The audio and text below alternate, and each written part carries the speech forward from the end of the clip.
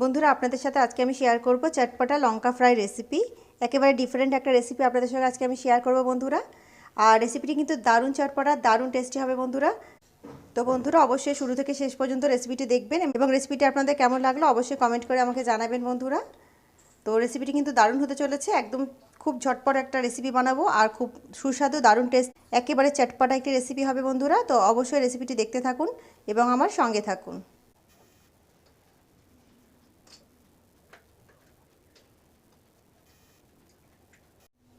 বন্ধুরা আজকে আপনাদের সঙ্গে শেয়ার করব লঙ্কা ফ্রাই রেসিপি। তার জন্য আমি এখানে নিয়ে নিয়েছি এরকম মোটা মোটা লঙ্কাগুলোকে আমি বোটা ছাড়িয়ে নিয়েছি বন্ধুরা।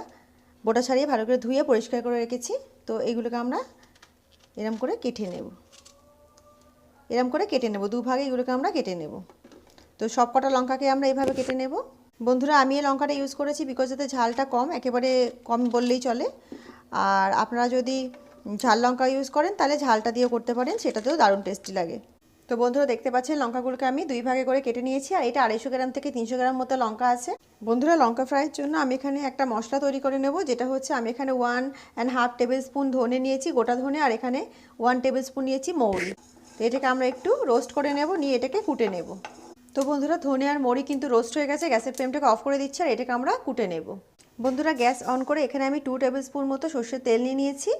আপনারা সর্ষের তেল না থাকলে অন্য কোনো তেলেও করতে পারেন, কিন্তু বন্ধুরা সর্ষের তেলে করলে এটা বেশি টেস্টি হয়।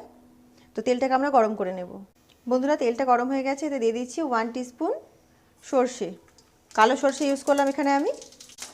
সর্ষেটা চাটার পাটার করছে বন্ধুরা। দিয়ে দিচ্ছি এর মধ্যে 1/2 টিস্পুন গোটা জিরে, দিয়ে দিচ্ছি লঙ্কাগুলো।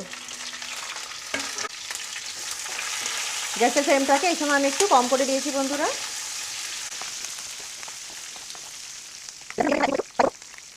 বন্ধুরা গ্যাসের ফ্লেমটা এই সময় আমি একটু কম করে দিচ্ছি, এতে মশলা অ্যাড করব। তো 1/2 টিস্পুন হলুদ গুঁড়ো দিয়ে দিচ্ছি, তার সঙ্গে দিয়ে দিচ্ছি অল্প একটু কালো জিরে। কালো জিরেটা একটা ভালো ফ্লেভার দেয় এর মধ্যে বন্ধুরা, তো অবশ্যই দেবেন। তো হলুদটা দিয়েছি, এটাকে একটু ভালো করে মিক্স করে নেব আগে। আমি এই সময় গ্যাসের ফ্লেমটাকে একটু কম করে রেখেছি বন্ধুরা। এতে দিয়ে দিচ্ছি অল্প একটু হিং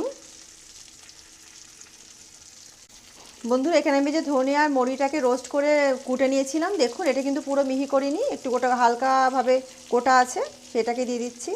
ওইটাকে পুরোটাই দিয়ে দেব বন্ধুরা। দিয়ে দিচ্ছি অল্প একটু রক সল্ট, আর আমরা বাড়িতে যে রেগুলার সল্ট ইউজ করি রান্নার জন্য সেটাকেও দিয়ে দেবো অল্প। এগুলোকে একটু মিক্স করে নিচ্ছি বন্ধুরা। গ্যাসের ফ্লেমটাকে কম রেখে তারপরে কিন্তু এটা সুন্দর করে মিক্স করে নেবেন মশলাগুলো, নইলে খুব বেশি হাই রাখলে কিন্তু মশলাগুলো পুড়ে যাবে, তখন ফ্লেভারটা নষ্ট হয়ে যাবে। সেই কারণে লো টু মিডিয়ামের মধ্যে রেখে কিন্তু এটাকে হালকা করে ফ্রাই করবেন। লঙ্কাগুলোকে আমরা অতিরিক্ত সফট করব না, জাস্ট অল্প সফট করব একটু বন্ধুরা। এতে অ্যাড করছি চাট মশলা। তো 1 টেবিল স্পুন মতো চাট মশলা অ্যাড করে দেবেন এটাকে আরও বেশি চটপটা বানানোর জন্য। তো বন্ধুরা মশলা আমরা দিয়ে ফেলেছি, এটাকে আমরা জাস্ট ঢেকে দেবো। তো বন্ধুরা গ্যাসের ফ্লেমটাকে লো করে দিয়েছি আর এটাকে আমরা 1-1.5 মিনিট মতো একটু হতে দেবো লো ফ্লেমে, বিকজ লঙ্কার মধ্যে ফ্লেভারগুলো যাতে চলে যায়, লঙ্কাটা ভালো করে যাতে ফ্লেভার অ্যাবজর্ব করতে পারে। 1 থেকে 2 মিনিট এটাকে একটু হতে দেব। তো বন্ধুরা জাস্ট 1.5 মিনিট মতো এটাকে লো ফ্লেমে ঢেকে আমি কুক করেছি। দেখুন লঙ্কাটা কিন্তু হালকা সফট হয়েছে, অতিরিক্ত নয়, একটু ক্রাঞ্চিনেস থাকলে কিন্তু ভালোই লাগবে খেতে।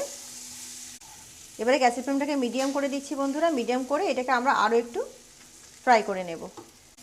তো বন্ধুরা মিডিয়াম ফ্লেমে এটাকে আরও জাস্ট 1 মিনিট মতো কুক করেছি বন্ধুরা, অতিরিক্ত কুক করব না। তো বন্ধুরা গ্যাসের ফ্লেমটাকে এবারে অফ করে দিচ্ছি। তো বন্ধুরা গ্যাসের ফ্লেমটাকে অফ করে দিয়েছি আর 30 সেকেন্ডস পর এর মধ্যে আমি অ্যাড করছি একটু লেমন জুস। এটাকে জাস্ট মিক্স করে নেব। আমি এতে লেমন জুস ইউজ করলাম বন্ধুরা, আপনারা চাইলে এতে আমচুর পাউডারও ইউজ করতে পারেন। তো দেখুন আমাদের কিন্তু লঙ্কা ফ্রাই একেবারে রেডি হয়ে গেছে। তো বন্ধুরা চলুন এটাকে সার্ভ করে দেখাই।